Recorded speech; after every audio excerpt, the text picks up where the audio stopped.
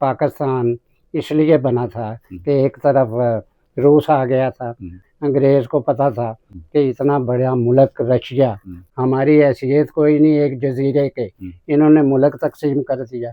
इसीलिए कि जी ये मज़हब की बुनियाद पे रूस के खिलाफ खड़ा हो और वो कामयाब हुआ अंग्रेज़।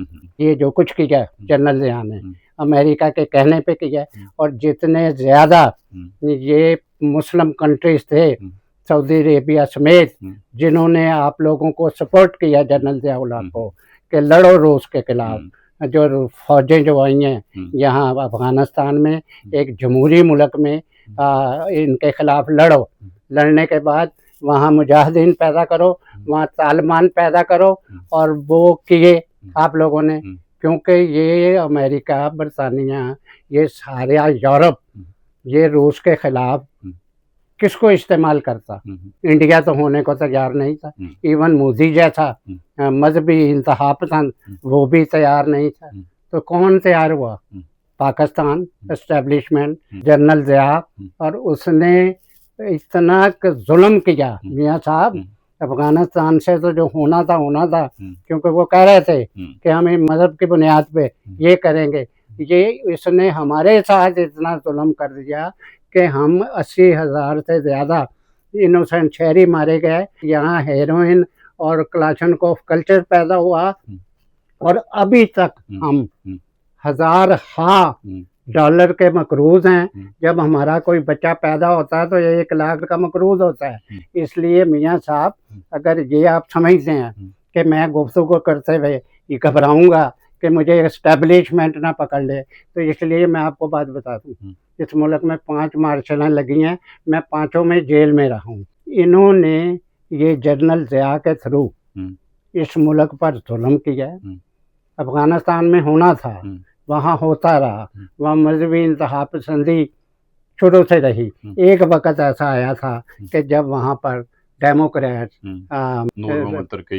तरकई और डॉक्टर नजीबुल्लाह, मैं अफ़गानिस्तान गया हूँ, डॉक्टर नजीबुल्लाह डेमोक्रेट्स था और सेकुलर था मज़हब के तौर पे। अच्छा, ना इंतहा पसंदी नहीं थी सुनने। वो ऐसा मुल्क बन रहा था अफ़गानिस्तान मियाँ साहब, रूस की फ़ौज को उन्होंने बुलाया था कि ये हमारा निज़ाम, जमहूरी निज़ाम तबाह कर रहे हैं, सेकुलर निज़ाम तबाह कर रहे हैं, इसलिए बुलाया था। इन्होंने इस्तेमाल किया ज़िया को, मजहबी तमाम मुस्लिम कंट्रीज़ को, जिन्होंने पैसे भी दिए, अपनी फ़ौज भी दी, और वो फ़ौज आज भी बैठी हुई है। ये जुल्म हुआ हम पर, इन्होंने कराया। एस्टेब्लिशमेंट, क्योंकि चीफ ऑफ स्टाफ था जनरल ज़िया, कराया।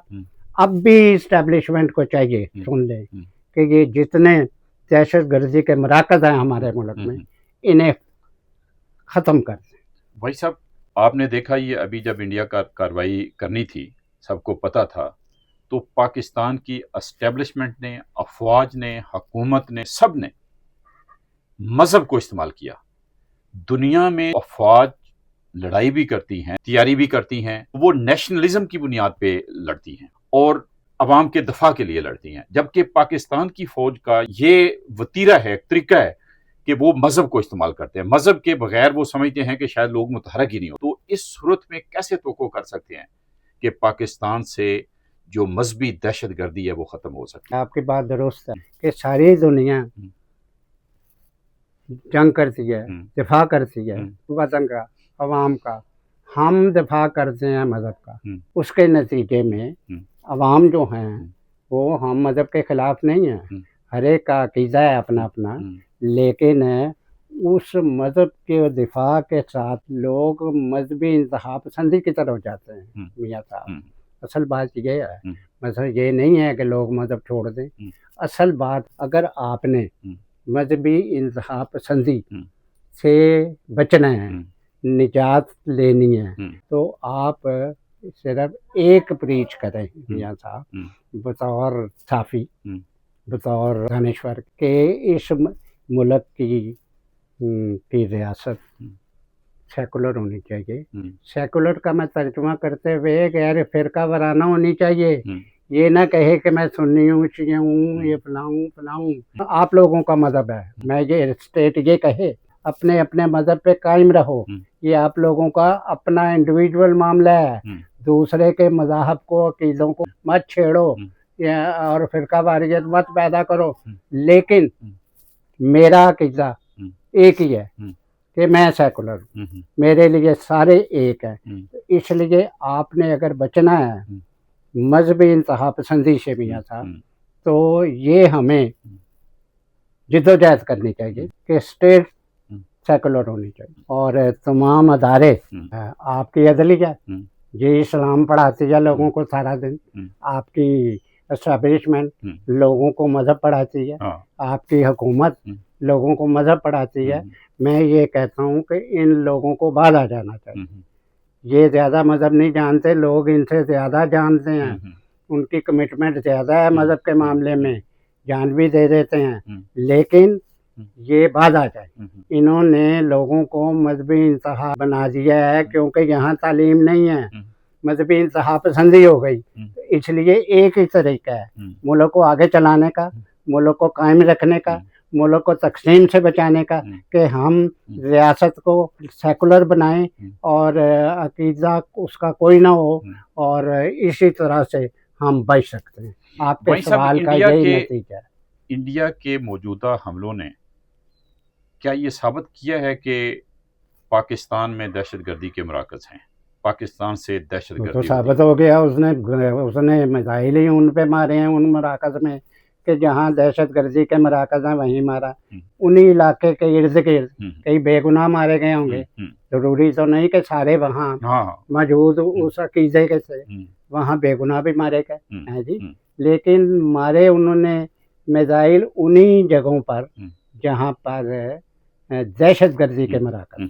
और इससे ये बात एक तरह से एस्टेब्लिश की उन्होंने कि पाकिस्तान में दहशतगर्दी के मराकज़ हैं, और पहले एस्टेब्लिश हो गई, क्योंकि ये तो वो खुद कहते हैं अरसे के, ये वो प्रैक्टिकली बताते हैं कि ये लो बॉम्बे में इतने बंदे मारे, और इसको लश्कर तैयबा फख्र करती थी।